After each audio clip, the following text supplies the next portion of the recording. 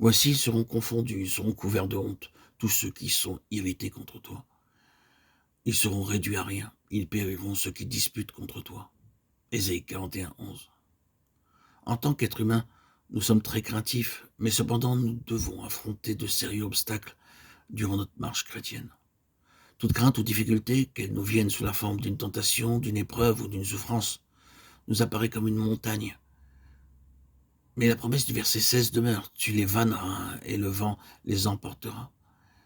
Tout obstacle si rude qu'il puisse être peut être absolument vaincu par la foi dans le Seigneur Jésus-Christ. Par la foi, des croyants faibles deviennent puissants, et en affirmant les promesses de Dieu, ils continuent leur marche en vainquant tous les obstacles de leur vie. Vous trouvez cette pensée clairement exprimée dans le livre des Actes. Les disciples furent menacés par le souverain sacrificateur et par les autorités supérieures. Mais tandis qu'ils priaient, le lieu trembla. Acte 4, 31, 33. Au début, les autorités les avaient menacés et s'étaient opposés à eux. Acte 4, 18, 21. Ils étaient en petit nombre, mais comme ils dépendaient de Dieu pour recevoir de l'aide et qu'ils priaient, cette prière fit trembler le monde entier. Et ils commencèrent à battre la montagne comme on bat du blé. Allez voir, on les prenait pour des personnes ordinaires, mais ils savaient mettre leur confiance en Dieu. C'est ainsi que tout croyant peut devenir en quelque sorte un nouvel instrument de battage efficace, et il peut se réjouir de la victoire que le Seigneur accorde en toute épreuve. Je ferai croître dans le désert le cèdre, l'acacia et le myrte et l'olivier.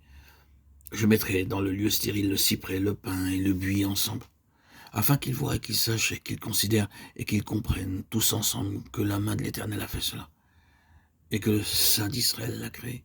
Ésaïe 41, 19, 20. En tant que pécheurs, nous ne pouvons même pas produire des grâces toutes ordinaires. Nous sommes stériles et nous n'avons rien. Mais le Seigneur dit, je vous rendrai semblable au cèdre, au myrte et au pin. Ce sont les arbres qui donnent le meilleur bois. Vous ne les trouverez pas dans les déserts. Ils nous rappellent toutes les vertus de Christ. Lorsque nous gardons nos regards fixés sur lui, alors son amour, sa joie, sa longanimité, sa patience peuvent être vus en nous. On peut voir toute la beauté et la gloire de Jésus dans un croyant qui est préparé à être la propriété de Dieu. Je ferai marcher les aveugles sur un chemin qu'ils ne connaissent pas.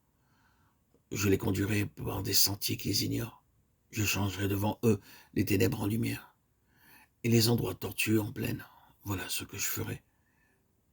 Et je ne les abandonnerai pas. Ésaïe 42, 16. Les aveugles ne peuvent pas trouver leur chemin, certes. Ils peuvent se déplacer sur de courtes distances pour venir prendre la nourriture et le thé à table, mais ils ne peuvent pas parcourir seuls de longs trajets.